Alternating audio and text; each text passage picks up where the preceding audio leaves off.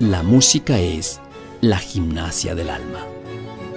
Encuentro con los clásicos. Una vereda que atraviesa la infinita belleza de la música de concierto en el tiempo desde lo más humano de los grandes maestros. Encuentro con los clásicos.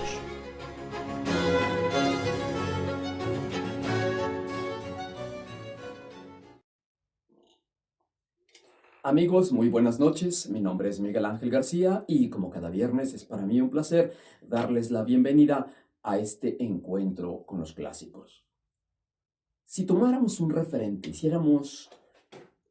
nos adentráramos en el campo de la física, quizá pudiéramos pensar en Albert Einstein. Si nos metiéramos al campo de la filosofía, seguramente pensaríamos en Aristóteles o en Platón. Y mi pregunta es, si nos adentráramos en el campo de la música, ¿quién pudiera ser su principal representante? Claro que es muy debatible. Sin embargo, desde mi muy particular punto de vista, el padre de la música es, y lo seguirá siendo por mucho tiempo, Johann Sebastian Bach, que es nuestro invitado esta noche. Corría el año de 1894 en una iglesia, la iglesia de San Juan, en Leipzig. Se estaban haciendo algunas reparaciones.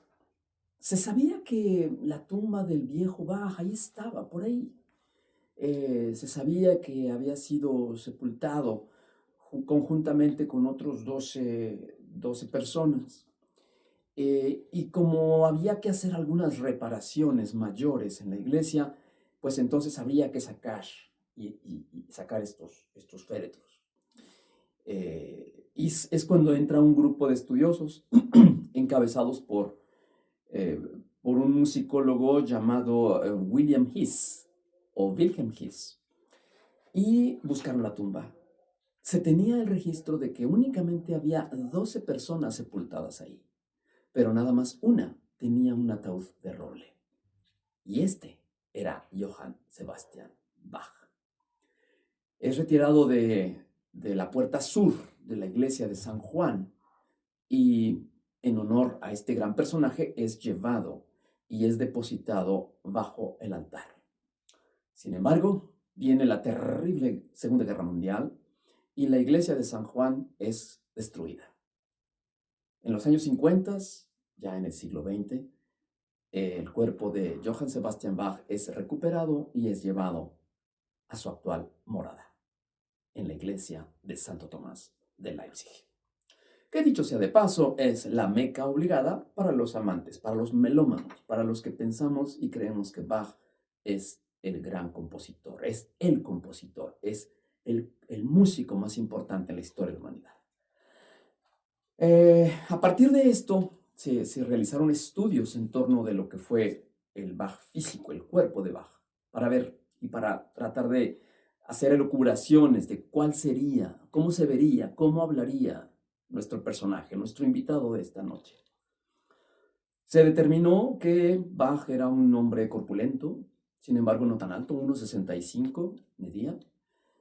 En función de las cartas, de los documentos de vivencias que tenía de sus contemporáneos, se decía que era un ser, una persona con un carácter muy fuerte, era muy obstinado y seguramente sus alumnos le temían. Y más adelante vamos a hablar precisamente de los conflictos que tuvo y de los excesos a los que incurría cuando se enfrentaba a otros músicos y no se diga con sus estudiantes.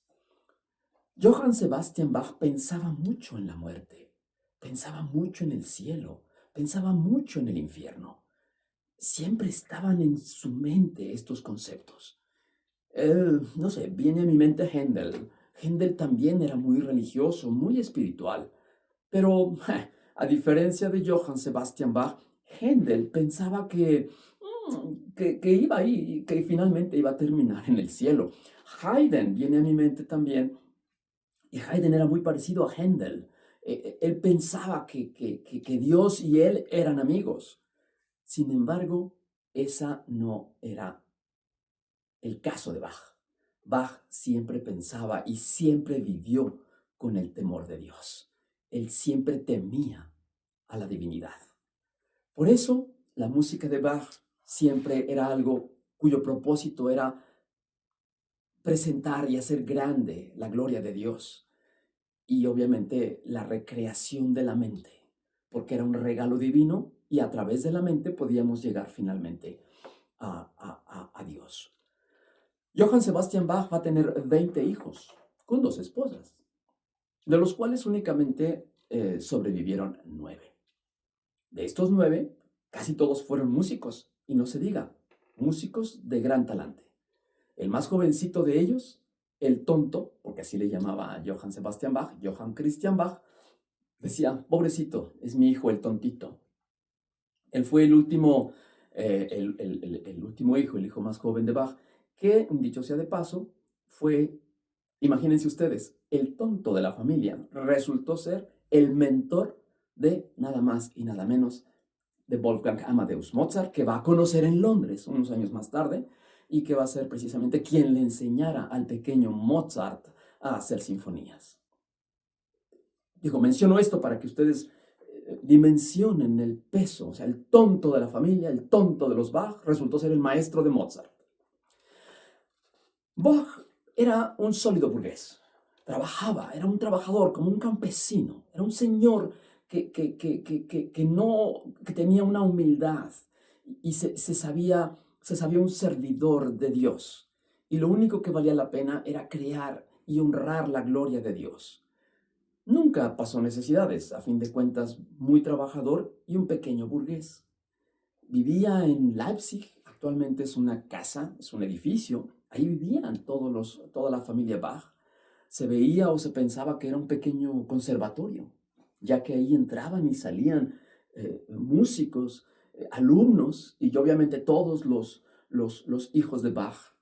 Hay un estudio muy interesante. Imagínense ustedes la responsabilidad, lo difícil que era. Si hace un momento les decía yo que ser alumno de Bach no era cosa sencilla, puesto que él tenía un carácter muy fuerte y de una exigencia tremenda. Incluso hay un escrito que me llama mucho la atención. Imagínense ustedes las capacidades que tenía él como músico, una exigencia a la hora de afinar. De hecho, a todos sus alumnos siempre estaba molesto, siempre estaba de malas Johann Sebastian Bach, porque decía, nunca están afinados, los instrumentos nunca están afinados. Y se dice que Wilhelm Friedemann Bach, uno de sus hijos, escribe, dice, es que mi papá nunca permite a sus alumnos tocar o afinar sus instrumentos. Él de una manera obstinada iba y les arrebataba sus violines y él mismo era el encargado de afinarlos, ¿no?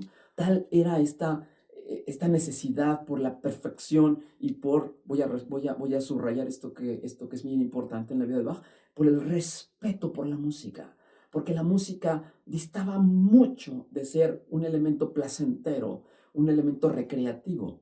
La música para Bach, y aquí yo coincido con él, la música para Bach era un lenguaje para hablar con Dios. Era esta posibilidad que teníamos los seres humanos, que teníamos los mortales, que teníamos los seres falibles para poder tener un contacto con la divinidad. Se dice, puede ser una frase bonita, una frase romántica, una frase idealista si ustedes quieren. Sin embargo, a través de la obra de Bach nos demostró con creces que esto era posible. Y bueno, cuando platico de Bach con mis amigos, siempre en reuniones, en las clases, me dicen, oye, ¿quién es tu compositor favorito? Y yo obviamente respondo, Johann Sebastian Bach, claro, el gran Bach. Y pues normalmente pues platicamos de diferentes compositores y casualmente siempre estamos muertos de risa cuando platicamos de otros compositores o de, no se diga de Mozart o el mismo Beethoven, ¿no? O de Liszt o de Wagner, ¿no? Siempre hablamos de estos y pensamos, estamos muertos de risa porque hay mucho que decir de todos estos compositores. Pero les tengo una mala noticia. La vida de Bach era muy aburrida, era demasiado aburrida. Quizá lo único divertido que pudimos haber encontrado en la vida de Bach, divertido, es más, incluso contemporáneos de Bach, se preguntaban, esto también lo escribe Wilhelm Friedemann Bach, él me da la impresión como que escribía cosas cotidianas de su papá. Por eso podemos conocer algunos de estos elementos humanos, ¿no? Del gran creador. Y es que precisamente decía su hijo, Wilhelm Friedemann, decía, es que la única momento en el que yo veía reír a mi papá era cuando recibía cartas de su primo, que respondía al nombre de Johann Elias. Y ahí precisamente se mandaban bromitas que, bueno, incluso las escribe, una que recuerdo en un detalle ahí epistolar es que le manda una botella de vino, se le rompe a Bach y después le responde, dice, te voy a mandar otra y dice, no, no, no me la mandes porque los impuestos que vas a pagar tú y después de entrada y luego de salida y luego el carruaje que me lo trae y luego el mensajero al que tengo que pagarle, no, cada sorbito de vino me va a salir en tanto dinero. Bueno, aunque ustedes no lo crean, esto es una broma, esto es un chiste, así que pueden empezarse a reír cuando ustedes quieran. Estos eran los chistes de Bach, imagínense ustedes. La gente muy a menudo se preguntaba y se decía, oye, ¿realmente en algún momento Bach podía reírse? Pero bueno, finalmente esta es una pequeña y breve introducción del personaje, del ser humano que comía, que bebía, que reía a veces o casi nunca, pero que pudiéramos nosotros imaginar con estas breves palabras cómo sería encontrarnos con el viejo Bach. Pero vamos a hacer una pequeña pausa y regresando vamos a hablar ya de algunos datos duros y sobre todo vamos a tratar de explicar un poquito de la música y de presentarles por qué Bach es reconocido hoy día como el compositor y el músico más importante de la historia. Ya regresamos. Regresamos amigos a esta emisión de Encuentro con los Clásicos, en donde, dicho sea de paso, me encuentro sumamente contento, sumamente feliz, porque estoy hablando de mi compositor favorito, de lo que no nada más para mí, sino para muchos melómanos, para muchos analistas estudiosos de la música de concierto, es considerado Johann Sebastian Bach como el compositor más importante, el músico más completo en la historia de la música. Regresamos pues, hace un momento decíamos que la música de Bach, perdón, la vida de Bach era muy aburrida. Sí, ya sé, Bach era demasiado bien portado, ¿no? Difícilmente tuvo excesos. Bueno, de hecho sí tuvo un exceso, pero lo voy a platicar un poco más adelante. Uno, imagínense ustedes, en toda su vida. Su vida casi fue toda perfectamente bien planeada, mesurada. Más allá de que tenía un carácter muy severo, muy duro, muy rígido, digamos que no hay cosas importantes que platicar, digamos, chismes morbosos, nada de esto. Él, digamos, siempre mantuvo una mesura en su quehacer, tanto personal como profesional. Bueno, Johann Sebastian Bach van a ser un 21 de marzo del calendario juliano. Dentro del calendario de nosotros, el gregoriano, se le celebra el 31 de marzo. Por eso muchas veces existe esta confusión, se dice que nació el 21 de marzo y el 31 de marzo. Ambas fechas son correctas, sin embargo, de dos calendarios diferentes. Lo que sí, bueno, sabemos que nació en 1685 en la ciudad sajona de Eisenach. Él fue el menor de 8 hijos de Johann Ambrosius Bach. Antes de hablar propiamente de su papá, y no se diga de nuestro compositor invitado de esta noche, les puedo decir que el concepto mismo de Bach era ya un genérico. ¿Qué significa genérico? Bueno, cuando yo digo, y a lo mejor me van a regañar aquí por estar diciendo marcas, pero si yo digo Kleenex, por ejemplo, ustedes saben que un Kleenex, pues un Kleenex es un pañuelito, es una toallita para limpiarse, pero es un genérico. Sin embargo, Kleenex es una marca como tal. Entonces, en el caso de Bach, en su momento ya era un genérico, es decir, es un Bach, era sinónimo de decir es un músico, y no cualquier músico, sino un músico de calidad. A ese nivel llegó. Pero bueno, su fama no, o el hecho de que se le llamara o que se hiciera un genérico Bach como sinónimo de músico, no fue producto de Bach, sino de sus antecesores. El primer Bach, anoten ustedes, el primer Bach del que se tiene noticia es un músico, dicho sea de paso, obviamente, que respondía al nombre de Veit Bach. No se sabe a ciencia cierta en qué año nace, pero sí se sabe, se tiene el registro de su fallecimiento que está marcado en 1619. Él era un panadero húngaro. Él no se sabe si nació en Alemania y después migró a Hungría o nació en Hungría y después regresó a Alemania. Lo que sí se sabe es que Bach siempre presumió su origen húngaro. ¿Por qué? No lo sabemos. Bueno, lo que sí sabemos es que estando en Hungría, sí, el primer Bach del que se tiene noticia tuvo que huir de Hungría precisamente por su fe luterana. Él salió escapando por una cuestión religiosa y durante más de 200 años se van a tener una lista interminable. Si ustedes ponen familia Bach en su buscador en internet, van a encontrar una cantidad impresionante de músicos y no músicos, digo. Yo tuve la fortuna de visitar la ciudad de Eisenach y platicando con mi esposa Linda, íbamos caminando y mira, aquí hay una casa, en esta casa vivió Bach. Y caminas 2 cuadras y en esta casa vivió Bach. O sea, todas las casas ahí en Eisenach están marcadas precisamente porque siempre vivió un Bach. Y yo decía, mira, es un Bach. Pues sí, lo que pasa es que 200, o sea, hay muchos. En 200 años, ¿cuántas generaciones pueden ustedes imaginar? Y miren que no son familias pequeñas, eran familias todas de entre 10, 15 o, en el caso de Bach, 20 niños. Johann Ambrosius Bach era un organista. El padre de Bach fue un organista muy, muy, muy reconocido en la iglesia de Eisenach, que actualmente existe, dicho sea de paso. Sin embargo, el papá, Johann Ambrosius, no va a ser el responsable de la formación, digamos, como tal, ni como persona, ni como alumno, ni como estudiante, porque él va a fallecer cuando Bach tenía 10 años apenas. Y bueno, su mamá fallece un año antes, es decir, realmente los papás de Bach pues no existieron, no tuvieron una influencia importante, un peso importante en la vida y en la formación de Johann Sebastian Bach. Fue realmente el hermano mayor, Jakob, fue el que se hizo responsable de la vida y de la formación de Bach. Fue Jakob, su hermano, y Johann Sebastian Bach los que fueron formados precisamente por Johann Christoph, que era precisamente un hermano mayor. Johann Sebastian Bach siempre fue un alumno brillante, fue de ese tipo de estudiantes que siempre iban al frente en el grupo. Obviamente, ya para los 18 años, precisamente, y no les voy a decir quién realmente fue el maestro, porque los músicos en la familia Bach pululaban, cualquiera podía tocar cualquier instrumento, cualquiera era compositor. Entonces se sabe que a los 18 años Johann Sebastian Bach ya era un excelente organista.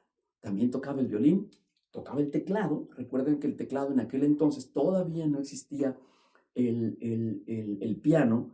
El piano, los primeros vestigios del piano apenas vendrían hacia 1720 y ahorita estamos hablando de 1685, 95, en el año 1705 apenas, todavía faltan 15 o 20 años para que llegue el piano. Entonces era apenas un tecladista, es decir, tocaba el clavecín, el clavicordio y, dicho sea de paso también, Johann Sebastian Bach a esa edad ya era un excelente cantante.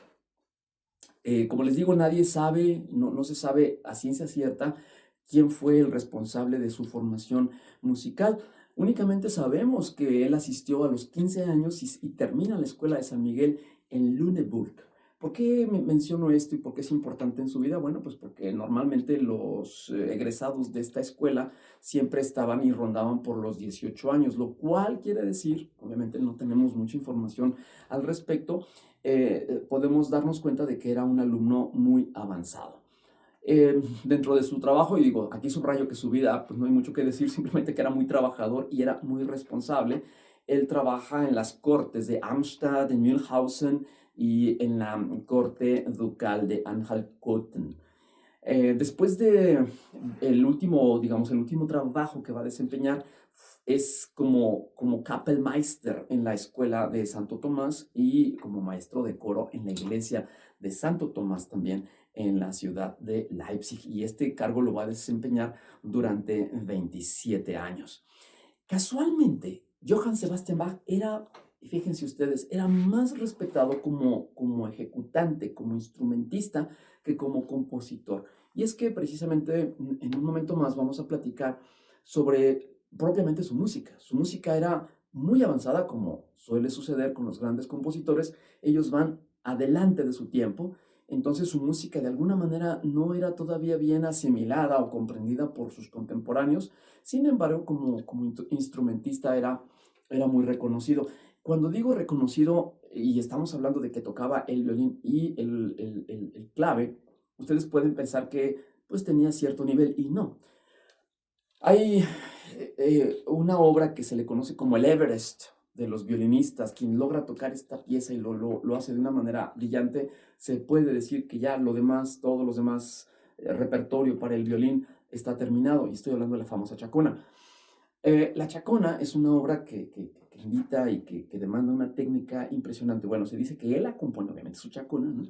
Y él era capaz precisamente de tocar la Chacona, ¿no? Ahí nos damos cuenta del nivel de interpretación que puede tener. No era cualquier violinista, era un gran violinista, más allá también de su condición de organista y de tecladista. Con Bach va a terminar precisamente el concepto o el término del barroco. No hemos mencionado esto, pero bueno, finalmente Bach va a ser uno de los grandes compositores del periodo barroco. Para ubicarles un poquito nada más el periodo del barroco, este empieza en 1600 con el advenimiento de la ópera, pensemos en Monteverdi, ¿no? Hacia 1600 hasta 1750. Y casualmente, fíjense ustedes, este elemento histórico, este dato histórico, 1600 a 1750 son 150 años del periodo barroco, que son con el advenimiento, con el surgimiento de la ópera, el inicio del barroco y la culminación del barroco casualmente se da con la muerte de Johann Sebastian Bach. O sea, muere Johann Sebastian Bach y ahí se da el telón, ahí cae el telón del periodo barroco. Claro, esto no se sabía en su momento, sino que esto es un convencionalismo histórico, ¿no? Que la ciencia de la historia lo ha tomado, la historia de la música lo ha tomado pues para generar este tipo de estudios, ¿no? Sabemos que en la historia nunca había un tercer ojo que estuviera viendo todo y clasificando, sino que son clasificaciones que se van haciendo un poco más adelante. Su música, les decía yo, era más bien considerada como anticuada, como pedante. De hecho, la música de Bach, y es a lo que vamos a llegar ahorita, cuando Bach muere en 1750, ya el tipo de música que se estaba utilizando, ya, o que estaba de moda, digamos, ya iba más allá de lo que era la polifonía. Regresando del corte, vamos a hablar un poquito, más bien, vamos a profundizar sobre el tema de la polifonía, que es lo que hizo grande a Johann Sebastian Bach, pero antes de eso vamos a decir por qué cae en el gusto de la gente. Básicamente porque la música de Johann Sebastian Bach, al encontrarse dentro del periodo barroco, es esa música compleja, es esta música que tiene diferentes o muchas capas, esta música muy intelectual, esta música muy compleja en el sentido polifónico, muchas voces entrelazadas que entran y salen, de ahí su concepto de fuga. Y entonces la gente se cansa de tanta racionalismo, de tanta racionalidad en la música y tiende a una música un poquito más ligera, algo que se le va a conocer en la historia como el style galant o el estilo galante, de la que obviamente su principal representante, o quizá el más importante representante, o uno de los más importantes representantes, va a ser casualmente Johann Christian Bach. Si ustedes quieren, si en algún momento ustedes se sienten medio deprimidillos, o incluso, ya sé que lo que voy a decir es altamente criticable, pero bueno, finalmente funciona para mí. Muchas veces salgo a correr, o cuando quiero hacer ejercicio en el gimnasio, pongo sinfonías de Johann Christian Bach, y para mí eso representa como escuchar la música de rock o ese tipo de música muy intensa, con mucha energía, ¿no? Y aparte una muy melódica. Esta es la música de Johann Christian Bach. Le dijo, esta es la razón por la cual Johann Sebastian Bach critica a su hijo. Pobrecito de mi hijo, es el tontito de la casa, ¿no? Porque te genera música vacía, música ligera, ¿no? Es la crítica que hace Johann Sebastian Bach de su hijo, del menor de ellos.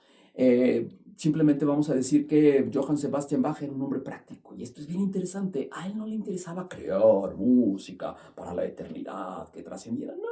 No. Él era era un señor sencillo, tranquilo, que quería agradar a Dios. A él lo único que le interesaba era componer su propia música para que se tocara, se interpretara el domingo siguiente en el servicio religioso en la iglesia. Esto obviamente nos deja ante un ser sumamente humilde, sumamente grande, porque para él la música era eso, como decíamos hace un momento, era un lenguaje para poder estar en contacto con Dios. Vamos a una pequeña pausa, un corte de estación, y vamos a regresar ahora sí sobre la propuesta musical de Johann Sebastian Bach. Regresamos, amigos, a esta emisión de Encuentro con los Clásicos, en donde estamos hablando del gran Johann Sebastian Bach. Decíamos hace un momento que él va a ser quizá el más importante representante del periodo barroco, que inicia en 1600, termina precisamente en 1750, fecha en la que fallece Bach.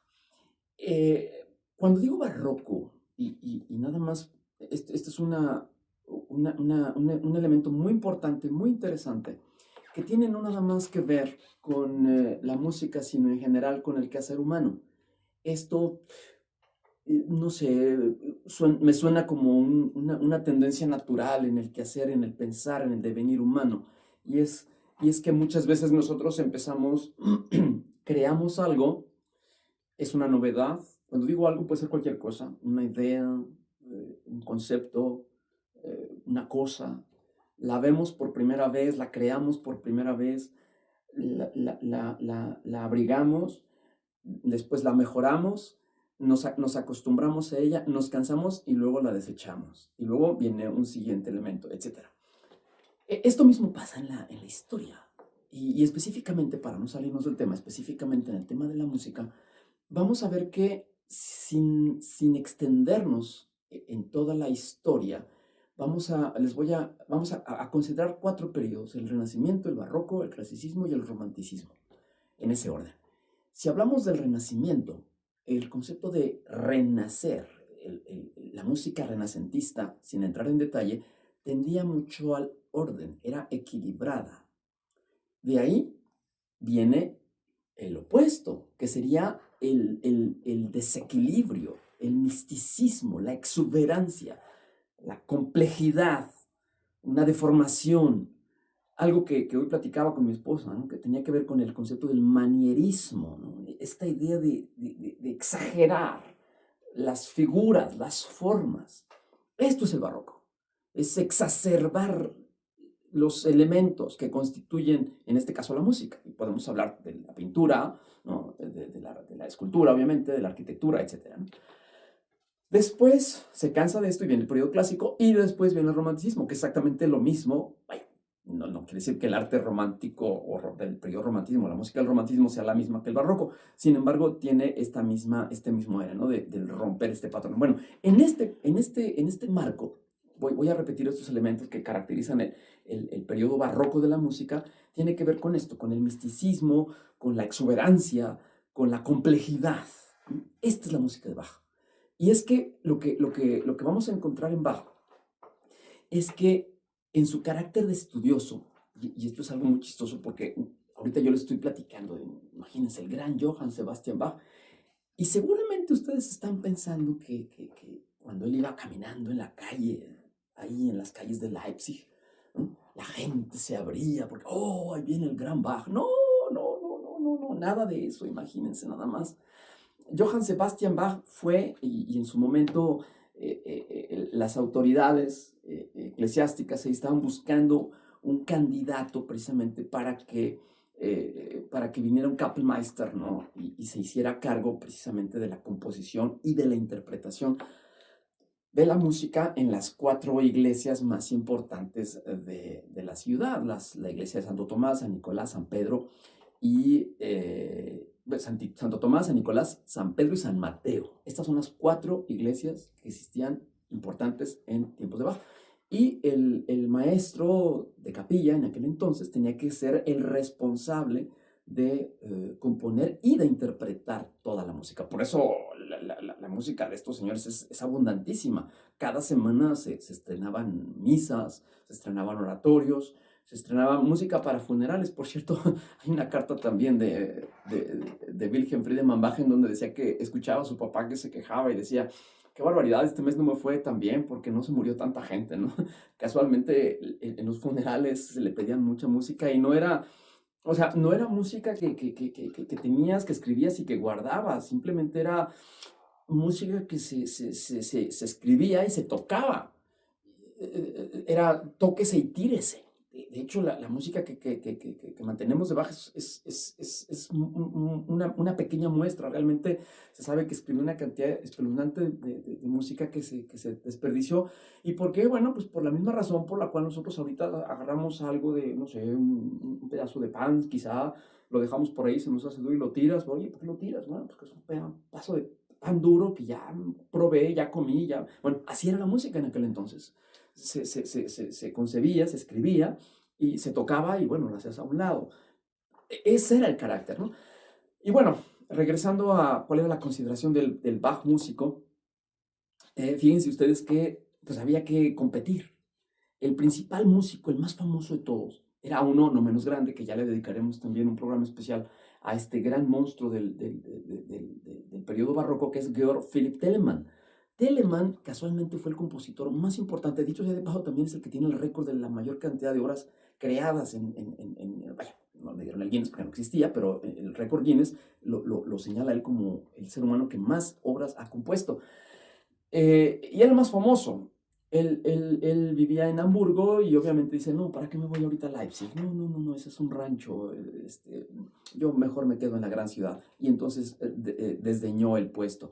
Graupner era un segundo músico, bueno también. Él vivía en la ciudad de Darmstadt y tampoco le permitieron salir. Después venía otro que respondía al nombre de Christian Friedrich Rohle. Rohle también era un músico importante, pero en Magdeburgo también tenía asuntos y no le permitieron salir. Y aunque ustedes no lo crean, Johann Sebastian Bach fue, pues ni modo, no hay otro compositor, así que pues te vas a tener que quedar con el puesto ya como premio de consolación. Y ni modo, Leipzig, la ciudad merece algo mejor, pero pues ni modo, vamos a tener que quedarnos con Johann Sebastian Bach, para que se den cuenta ustedes que realmente la música de Bach en su momento no fue valorada, no fue entendida y que finalmente era un sirviente. Esto quizá fue bueno para él desde el punto de vista de que esa humildad de la que él está formado, ¿no? Le permitió generar este tipo de música. Cuando hablamos de la complejidad, estamos hablando de dos elementos muy importantes y aquí voy a hacer una pequeña pausa para, en términos no teóricos musicales, porque no es el objetivo de este programa, no quiero meterme en términos musicales, pero sí debo mencionar dos elementos que espero ser lo suficientemente capaz para poder transmitirlos. Y es que en la música existen dos elementos, que son la melodía y la armonía. Cuando hablo de la melodía, es algo que tú puedes tararear. Pam, pa, pam, pam, pa, pam, pam, pa, pam, pam. Estoy tarareando el himno nacional. O estoy tarareando las golondrinas. O sea, esa es una melodía. Es algo que nuestro cerebro límbico puede mantener, puede recordar. Ahorita yo les puedo preguntar a cada uno de ustedes, oye, ¿cuál es tu melodía favorita? Y tú seguramente me la vas a empezar a cantar o a tararear. Esa es una melodía. Pero cuando hablamos del tema de la armonía, y específicamente hablando de Bach, estamos hablando, y voy a darles un ejemplo burdo, tonto si quieren, pero creo que puede ayudar mucho a entender el concepto de la fuga. Y es que en Bach, imagínense ustedes hablar a dos personas, que dos personas estén hablando o cantando, mejor dicho. Pongan ustedes a dos personas a cantar al mismo tiempo. Dos cosas totalmente distintas. No con acompañamiento, sino dos personas cantando cosas diferentes. Y pónganlas a cantar al mismo tiempo. Y lo que ustedes van a decir, oh, no, no, no, no, no. Eso ha de ser un caos. Es horrible eso. Bueno, ese es el reto. Lo que Johann Sebastian Bach se preocupaba era no de la melodía tanto, de ahí que una de las digamos, de los rasgos que se señalan mucho de Bach, es que no era un gran melodista. Uno de los grandes melodistas y quizá el campeón melódico que generaba una cantidad impresionante, espeluznante de melodías pegajosas, era Vivaldi. Vivaldi era un gran melodista. Él tenía pam, pam, pam, pam, pararam, pararam, pam, pam, pararam, pararam, pararam, pam, pam, pam, pam, ¿no? Y ahorita te vas a quedar con esa canción pegajosa y me vas a decir, no me puedo quitar esa melodía de la cabeza. Bueno, Händel era un gran melodista, Telemann era un gran melodista, Johann Sebastian Bach, no. Johann Sebastian Bach tenía la capacidad, el interés de poder generarte una melodía, después otra melodía, vamos a juntarlas, una tercera melodía, una cuarta, una quinta y hasta una sexta melodía, y todas juntas. Obviamente, para lograr esto se requiere de un dominio de la técnica y de la teoría de la armonía, de la que vamos a seguir profundizando después del siguiente corte. Regresamos, amigos, a esta emisión de Encuentro con los Clásicos, en donde nos encontramos hablando de Johann Sebastian Bach. Y bueno, hacíamos entonces referencia a la aportación, o una de las aportaciones más importantes de Bach, que, como ya decíamos, al encontrarse en el seno del período barroco, que rompe armonía, que rompe patrones, que tiende a la exuberancia, al exceso, a los extremos, a las deformaciones, a la exageración. Aquí estamos entonces llegando a un terreno, al terreno de la fuga, y de ahí su nombre, precisamente cuando la gente habla de una fuga en música, se habla de un tema fugado. Cuando digo un tema, estoy hablando pues de lo que decíamos hace un momento, que cuando tengo una persona que está cantando una melodía, tengo otra persona que está cantando otra, y luego una tercera, son 3 melodías, pueden ser 4, pueden ser 5, pueden ser 6. Se le conoce como fuga porque las cancioncitas o las melodías o los temas que están generándose empiezan cada quien a tomar su rumbo, ¿no? Son interpretados de forma simultánea, sin embargo, cada uno de ellos toma su rumbo, están fugándose, cada quien se fuga por algún lugar. Esto genera obviamente un estado pues bastante complejo desde el punto de vista cerebral, que incluso, dicho sea de paso, hay estudios importantes que señalan que el cerebro humano más entrenado no es capaz de poder discriminar y ser consciente de más de 3 melodías o de 3 temas. Johann Sebastian Bach nos maneja 6. Es música sumamente compleja. Ahí es en donde se maneja y donde se tiene la exuberancia. Esa es una de las razones por las cuales cuando se llega a presentar el arte de la fuga, que obviamente hay diferentes versiones, que también este es otro gran tema que se presta mucha discusión, saben ustedes, es que Johann Sebastian Bach escribía música. Dices tú, bueno, ¿y qué tiene de maravilloso eso? Claro que sabemos. No, lo que pasa es que Johann Sebastian Bach va más allá de los instrumentos. Él no compone para el violín, no compone para el clave, no compone para el órgano, sino que él compone música. Y al hablar de la música, estamos diciendo que puede ser interpretado con una mandolina, con una guitarra, con un violín, con un cello.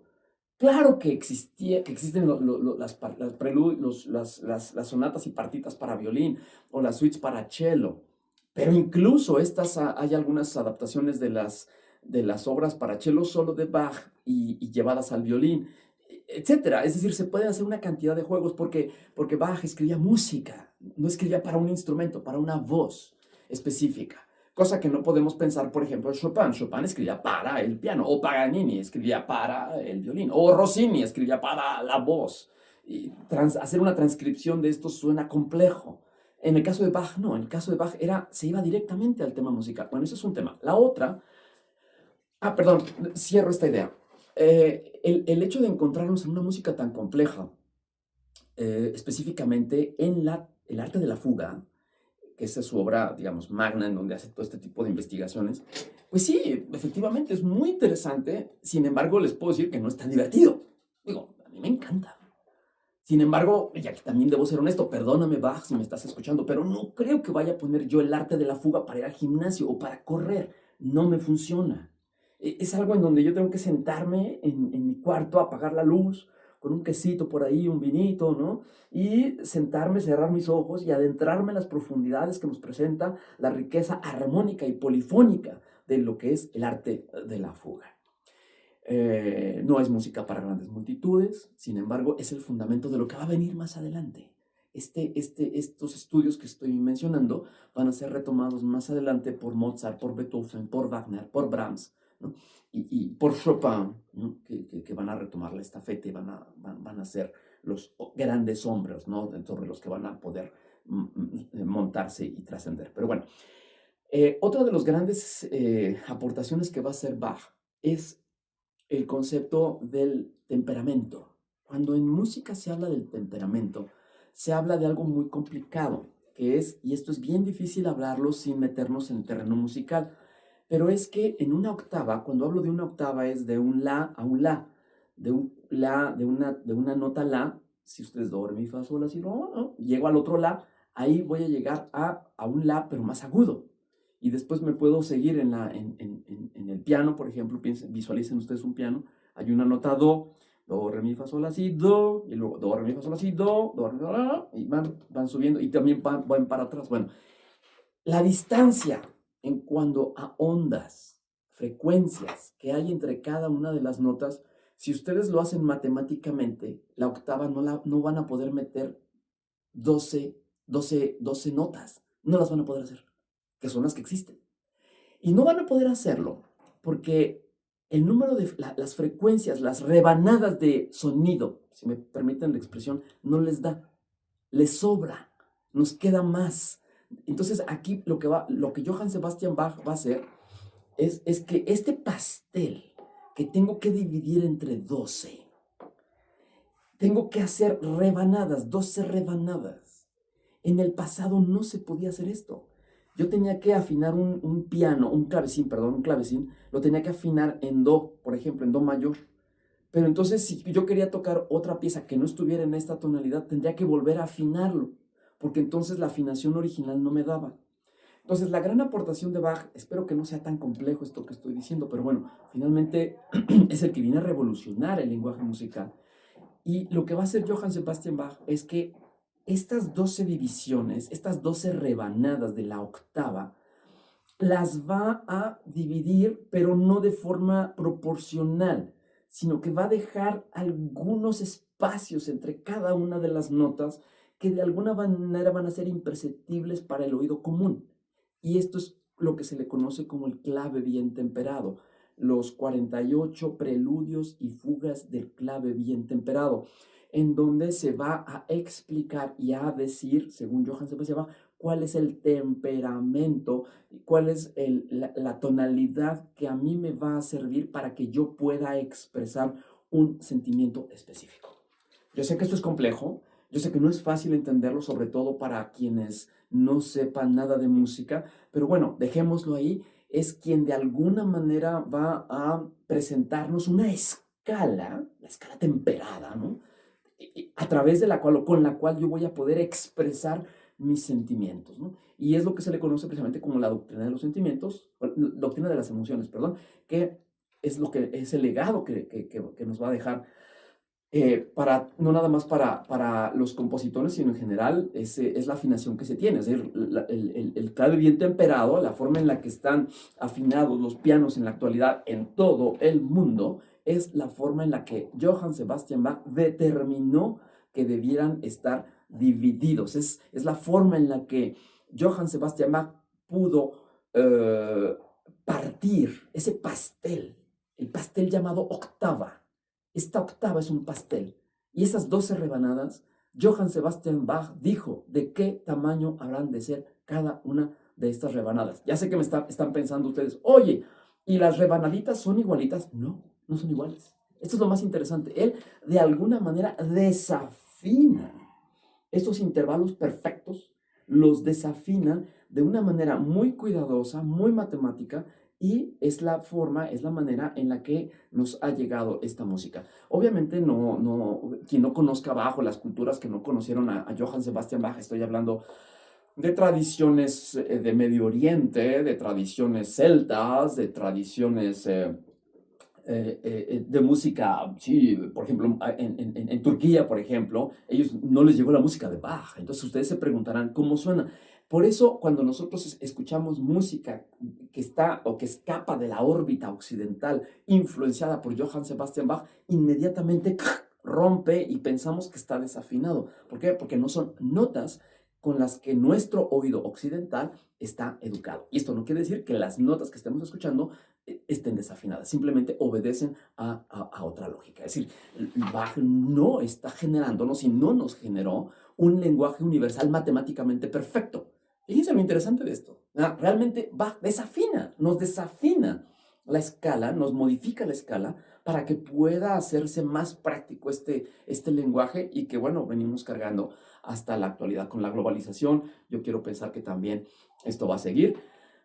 Pero bueno, finalmente todo el concepto de la fuga, el concepto del temperamento, va a ser la gran aportación que nos va a dejar Bach a través de sus grandes obras, La Pasión según San Mateo, su obra quizá más importante, sus preludios y fugas del clave bien temperado, su misa en si menor, sus conciertos de Brandenburgo, que es la aportación y el desarrollo máximo al que se haya llegado en el concepto del concierto grosso, el gran concierto, sus conciertos para instrumento solista, el concierto en la menor, el doble concierto, mi obra favorita de Bach, el doble concierto para violín en re menor, sus grandes conciertos para teclado y orquesta, sus obras para instrumento solista, ya hablábamos de las partitas y de las sonatas para violín solo, las suites para cello solo, etcétera. Toda esta música ustedes van a decir, wow, seguramente fue recordado. No, esto fue la parte más importante y con esto voy a empezar a cerrar esta emisión de Encuentro con los Clásicos. Casualmente, cuando Bach muere, ya decíamos,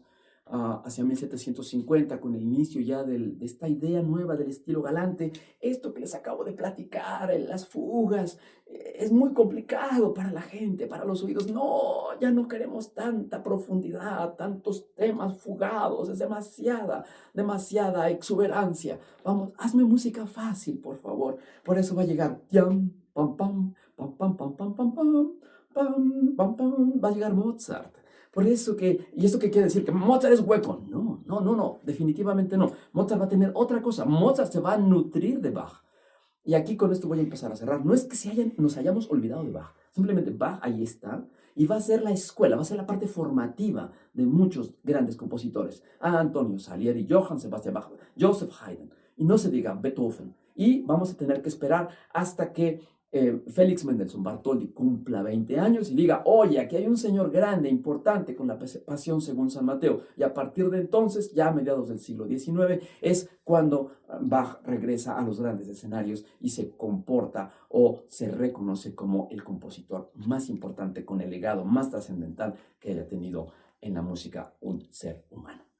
Bueno, hasta aquí mis comentarios, hasta aquí el poder hablar de este gran creador, de este gran ícono, de este gran ser humano que habló el lenguaje de Dios, que habló en la música como algo para poder mostrar la grandeza de Dios misma y no se diga la grandeza de la música incorporada, ¿no? Integrada a un ser humano. Y este ser humano pues fue Johann Sebastian Bach. Soy Miguel Ángel García y para mí fue un placer haber compartido estas ideas. Nos escuchamos la próxima semana. La vereda hacia la belleza se va formando al andar con nuestros sentidos. Dejemos que sean las musas y sus emisarios, los grandes maestros, quienes nos acompañen en nuestra próxima emisión. Encuentro con los clásicos.